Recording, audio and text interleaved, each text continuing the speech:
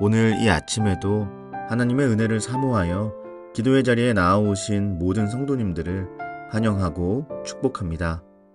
이 아침 우리에게 주신 하나님의 말씀은 구약성경 민수기 15장 1절에서 21절까지의 말씀입니다. 여호와께서 모세에게 말씀하여 이르시되 이스라엘 자손에게 말하여 그들에게 이르라.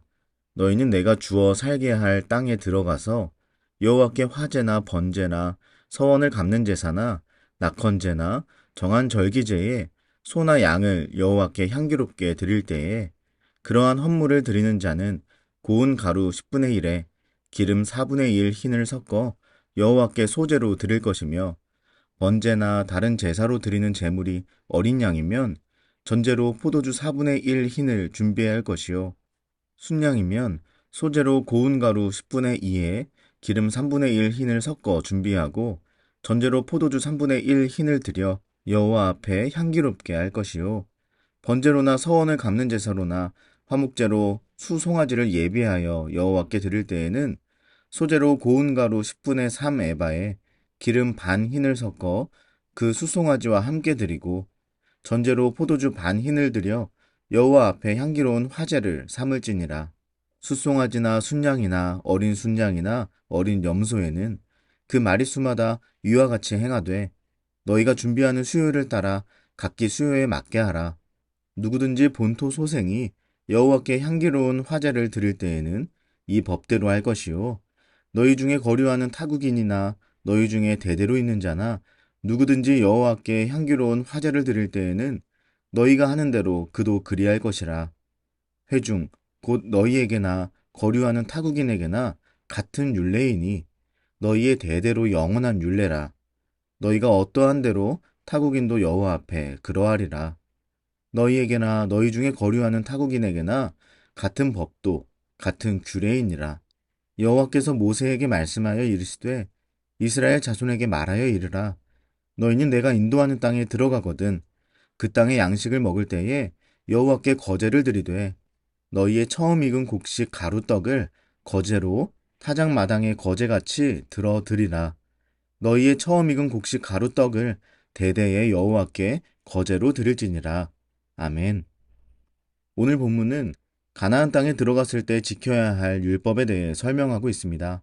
불과 어제 본문에서 광야 1세대가 하나님께 대한 불신과 원망, 그리고 좌절과 고통을 겪는 것을 보았는데 바로 한 장을 넘기니까 갑자기 가나안에 대한 이야기가 시작되는 것을 볼 수 있습니다. 아직 그들에게 좌절과 고통이 남아있을 텐데 하나님은 왜 갑자기 가나안 땅에서 지켜야 할 제사법을 말씀하고 계시는 것일까요? 함께 이 질문 앞에서 오늘 본문의 말씀으로 들어가 생각해 보고자 합니다. 그리고 본문을 통해 우리에게 언제나 신실하신 하나님의 은혜와 자비, 선하신 계획을 발견하는 귀한 은혜가 우리 모두에게 있기를 축복합니다. 본문 1절에서 12절을 보면 하나님은 이스라엘 백성에게 가나안 땅에서 드릴 제물에 대한 지시를 내리십니다. 이 지시에는 번제, 소제, 감사제물, 서원제물 등 다양한 종류의 제물들이 포함되어 있는데요. 먼저 우리는 이 말씀을 통해 한 가지 하나님의 은혜를 발견할 수 있습니다. 본문에 등장하는 소제의 재료가 되는 곡식과 기름들은 광야에서 쉽게 구할 수 있는 것들이 아니었습니다. 즉 이스라엘 백성이 이 제사를 하나님께 드리려면 그들이 하나님이 허락하신 가나안 땅에 들어가는 것을 전제로 해야 가능한 것이라는 점입니다. 이것이 무엇을 의미하는 것일까요? 그렇습니다.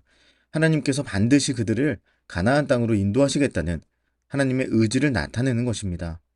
광야 1세대는 불신과 불복종으로 인해 하나님의 심판을 받았지만 그들의 자녀들인 광야 2세대는 이러한 하나님의 의지로 인하여 하나님의 은혜와 자비를 받아 반드시 가나안 땅에 이룰 수 있을 것입니다. 하나님은 지금 광야 1세대의 심판 이후 가나안 땅에서 드릴 제사법을 주시면서 광야 1세대와 광야 2세대에 언약의 브릿지를 건설하고 계시는 것입니다. 또한 하나님께서 그 브릿지의 시작을 제사로 설정하시는 이유 또한 우리가 적용할 수 있기를 바랍니다. 하나님께서는 광야 2세대로 하나님의 언약을 이어주시면서 그들을 하나님만을 예배하는 예배자로 만들어 가시기를 간절히 원하셨다는 것입니다. 광야 1세대는 환상적인 기적을 경험한 출애굽 당사자들이었지만 그들의 예배는 그들의 경험에 비해 매우 초라했습니다.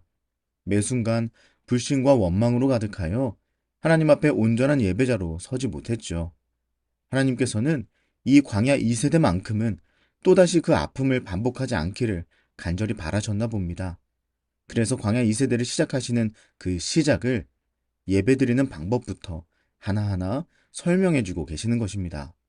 다음으로 본문 13절에서 16절까지는 하나님의 백성과 이방인 사이에 브릿지 역할을 하는 규정이 등장합니다. 바로 이방인에게도 동일한 제사의 기회를 주라는 규정입니다.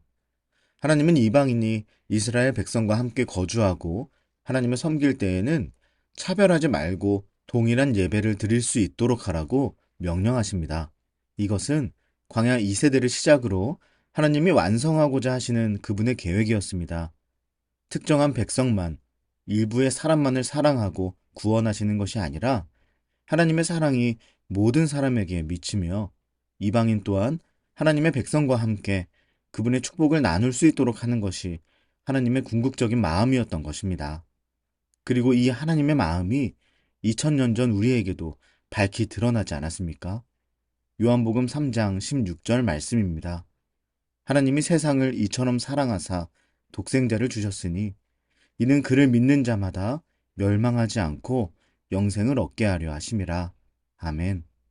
만약 하나님이 이스라엘 백성만 사랑하셨다면 오늘 우리는 광야 1세대처럼 다 죽음 앞에 무력감과 절망만을 느끼며 살아갈 수밖에 없었을 것입니다.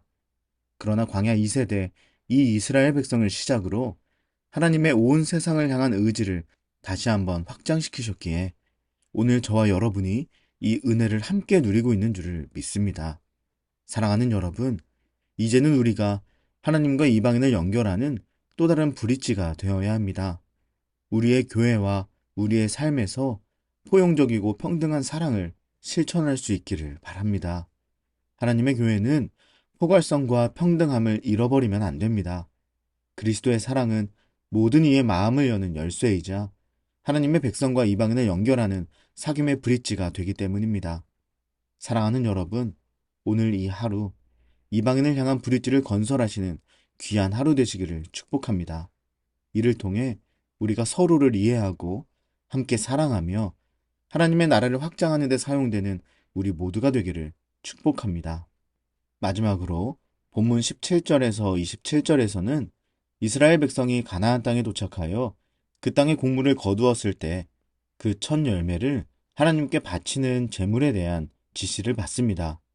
이 지시를 통해 백성들은 하나님께 감사하며 그들의 소득과 풍요를 하나님의 축복으로 인식하고 공동체와 함께 그 기쁨과 감사, 감격을 누릴 수 있었을 것입니다. 즉, 하나님의 사귐과 온 공동체가 이 제사를 통해 함께 브릿지로 연결되는 것입니다.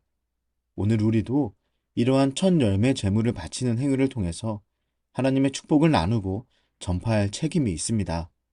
우리의 삶에서 하나님의 축복을 인정하고 감사하는 마음을 가지며 이를 공동체에 흘려보내야 합니다. 이렇게 함으로써 우리는 공동체 안에서 하나님의 사랑과 축복을 전파하게 되며 이것이 사귐의 브릿지가 되어서 온 공동체가 하나님의 사귐 안에서 풍성한 사랑과 축복으로 연결됨을 누릴 수 있는 것입니다. 사랑하는 여러분, 이제 우리에게 도전과 결단의 시간이 왔습니다. 하나님 앞에서 우리는 무엇을 드리고 있습니까? 우리는 이방인을 포용하며 사랑의 브릿지를 건설하고 있나요? 우리는 첫 열매를 하나님의 것으로 인정하고 하나님께 드리며 그 축복과 감사를 공동체와 함께 나누고 있습니까? 오늘 이 자리에서 도전과 결단을 내리고 하나님을 섬기며 사귐의 브릿지를 건설하는 우리 모두가 되기로 함께 결심합시다. 그리하여 하나님의 사랑과 축복이 광야 같은 이 세상을 살아가는 우리의 삶에 더욱 풍성하게 경험되고 우리 모두가 함께 누릴 수 있는 오늘 하루 되시기를 주님의 이름으로 간절히 축복합니다. 기도하겠습니다. 광야 같은 삶 가운데 사귐의 브릿지를 건설하는 내가 되게 하소서. 하나님과 연결되고 사람들과 연결되고 공동체가 하나 되는 사귐의 은혜와 축복을 경험하도록 은혜를 부어주소서. 그리고 우리 개인의 기도 제목을 놓고 우리의 가정과 다음 세대 자녀들, 사랑하는 청년들을 위해 기도해 주십시오. 또한 사귐의 교회가 새로운 임시거처로 이전했습니다. 이곳에서의 생활과 앞으로의 예배 장소를 위해 기도해 주시고, 마지막으로 나라와 민족과 열방을 위해 한마음과 한뜻으로 기도하며 나아가겠습니다. 함께 기도하시겠습니다.